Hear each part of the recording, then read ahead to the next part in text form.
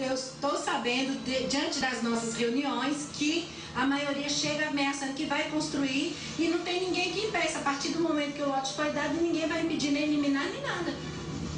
A clareza de que há ameaça, vocês verificaram ontem. Houve um telefonema que, segundo o policial, teria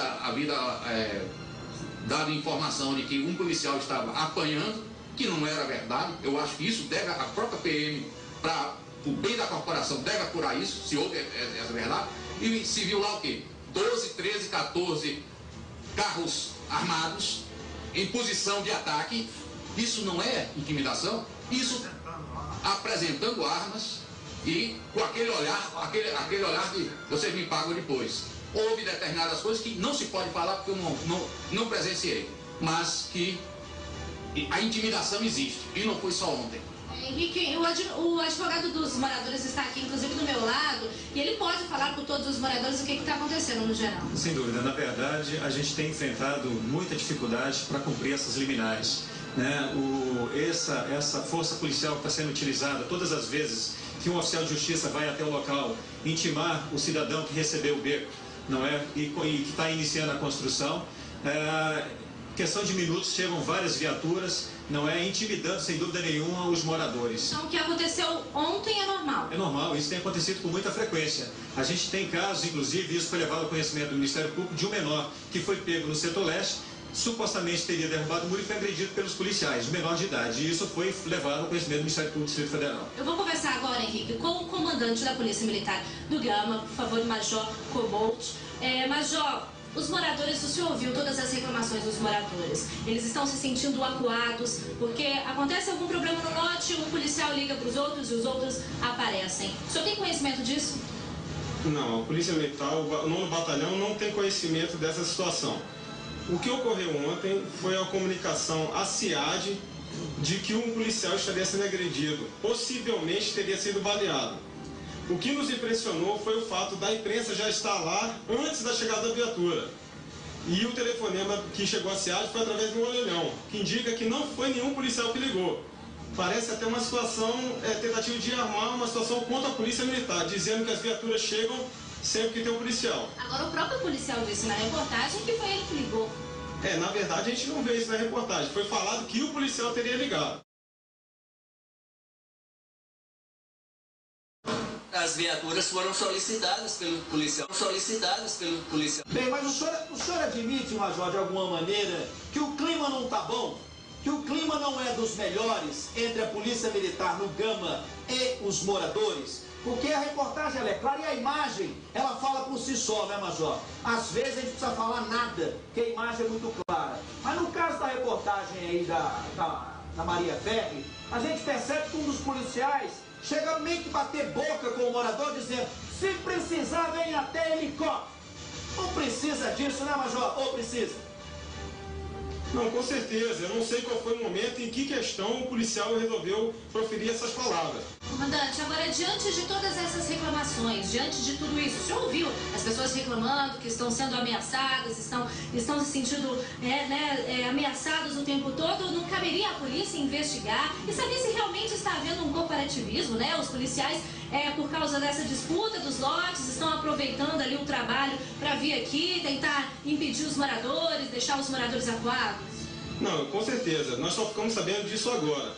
Que esse assunto do beco é um assunto que a gente vem falando aqui no Balanço, vai e volta, e há pouco menos de 3 meses foi um dos destaques do nosso programa, uma reportagem de Jordana Saldanha. Na tela. As imagens mostram um policial militar em serviço, mas agindo como um fiscal. Eu olhei o projeto dessa casa aqui, ele não tem autorização para construir aquela escada. Ele não tem autorização da administração para fazer essa cerca aqui, então ele vai ter que retirar esse local aqui. Ele justifica o motivo da abordagem. Eu tenho autorização registrada que ele me entregou esse lote aqui. Lote 30. Que ele me entregou esse lote aqui. Lote 30. Outro policial tenta conter os ânimos do colega, mas ele continua. Não tem minha autorização. A população está apavorada porque os policiais chegam ameaçando dizendo que são donos das áreas verdes. Infelizmente, nós se sentimos coagidos dentro das nossas casas. Secretário, muito boa tarde. Boa tarde, Henrique. É um prazer falar com você. Boa tarde a todos os seus telespectadores. Alegria nossa. Secretário, e aí?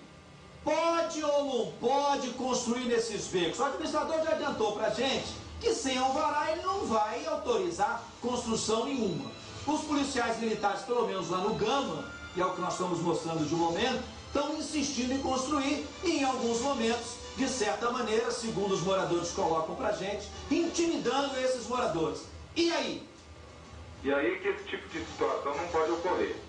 Nem por parte de quem está investido de poder de polícia, no caso, aquela pessoa que é militar, principalmente da corporação, que é tão reconhecida e valorizada como a Polícia Militar do Distrito Federal, e principalmente a ocupação dos becos, que está dentro de um programa habitacional de governo, não pode se transformar numa confusão.